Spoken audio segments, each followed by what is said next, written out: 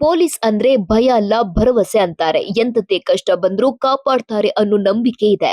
ಹೆಣ್ಮಕ್ಳಿಗೆ ರಕ್ಷಣೆ ಕೊಡೋ ದೇವ್ರು ಅಂತಾರೆ. ಆದ್ರೆ ಕೆಲ ಪೊಲೀಸರು ಇದಕ್ಕೆ ತದ್ವಿರುದ್ಧ ಬಿಡಿ. ಕಾಯುವವರೇ ಹೆಣ್ಮಕ್ಳ ಪಾಲಿಗೆ ಕೀಚಕರಾಗ್ತಿದ್ದಾರೆ. ಶಿವಮೊಗ್ಗದಲ್ಲಿ ಇಂಥದ್ದೇ ಘಟನೆ ನಡೆದಿದೆ. ಸಹೋದ್ಯೋಗಿಯ ಹೆಂಡತಿ ಮೇಲೆ ಕಣ್ಣಾಕಿದ್ದ ಪೊಲೀಸಪ್ಪ ಹೆಣ್ಮಗಳ ಪಾಲಿಗೆ ಅಕ್ಷರಶಃ ಯಮನಾಗಿದ್ದಾನೆ. ಮೀಸೆ ಮೇಲೆ ಕೈ ಹಾಕಿ ಕೂಲಿಂಗ್ ಗ್ಲಾಸ್ ಹಾಕೊಂಡು ಕೆಂಪೇಗೌಡ ಸುದೀಪ್ ರೇಂಜ್ಗೆ ಪೋಸ್ ಕೊಡ್ತಿದ್ದಾನಲ್ಲ, ಇವನೇ ನೋಡಿ ಮಹಿಳೆಗೆ ಕೊಡಬಾರದ ಕಾಟ ಕೊಟ್ಟ ಪೊಲೀಸಪ್ಪ. ಹೆಸರು ಮೌನೇಶ್ ಶೀಕಲ್ ಅಂತ. ಮಾಡಿದ್ದು ಮಾತ್ರ ಮನೆಹಾಳ್ ಕೆಲಸ. Mounesh Bhadravati old town police ಠಾಣೆಯಲ್ಲಿ ಪೇದೆಯಾಗಿದ್ದ. ಶಿವಮೊಗ್ಗದ ಹನುಮಂತನಗರ ಪೊಲೀಸ್ ಕ್ವಾರ್ಟರ್ಸ್ ನಲ್ಲಿ ವಾಸವಾಗಿದ್ದಂತೆ. ಆ ಬಿಲ್ಡಿಂಗ್ ನಲ್ಲಿ ಭದ್ರಾವತಿ ಗ್ರಾಮಾಂತರ ಠಾಣೆಯ ಪೇದೆಯೊಬ್ರು ವಾಸವಾಗಿದ್ರು. ಹೆಂಡತಿ ಮಕ್ಕಳ ಜೊತೆ ನೆಮ್ಮದಿಯಾಗಿದ್ರು.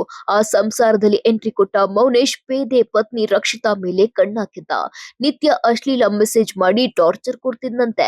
ನೀನು ನನಗೆ ಸಹಕರಿಸು, ಇಲ್ಲದಿದ್ರೆ ಖಾಸಗಿ ಫೋಟೋಗಳನ್ನ ಜಾಲತಾಣದಲ್ಲಿ ಹಾಕ್ತೀನಿ, ನಿನ್ನ ಗಂಡನಿಗೂ ಕಳಿಸ್ತೀನಿ ಅಂತ ಬೆದರಿಕೆ ಹಾಕಿದ್ದಂತೆ. ಮೌನೇಶ್ನ ಕಿರುಕುಳಕ್ಕೆ ರಕ್ಷಿತಾ ಅಕ್ಷರಶಃ ಬೇಸತ್ತು ಹೋಗಿದ್ಲು. ಈ ಬಗ್ಗೆ ತಾಯಿ ಹತ್ತಿರ ಹೇಳ್ಕೊಂಡಿದ್ಲಂತೆ. ಗಂಡನಿಗೆ ವಿಷಯ ಹೇಳೋದಕ್ಕಾಗ್ತಿಲ್ಲ ಅಂತ ಅಳಲು ತೋಡ್ಕೊಂಡಿದ್ಲು. ಯಾವಾಗ ಮನೆಹಾಳ್ ಮೌನೇಶ್ನ ಕಿರುಕುಳ ಜಾಸ್ತಿ ಆಯ್ತು, ರಕ್ಷಿತಾ ನೇಣು ಬಿಗಿದುಕೊಂಡು ಆತ್ಮಹತ್ಯೆ ಮಾಡಿಕೊಂಡಿದ್ದಾಳೆ.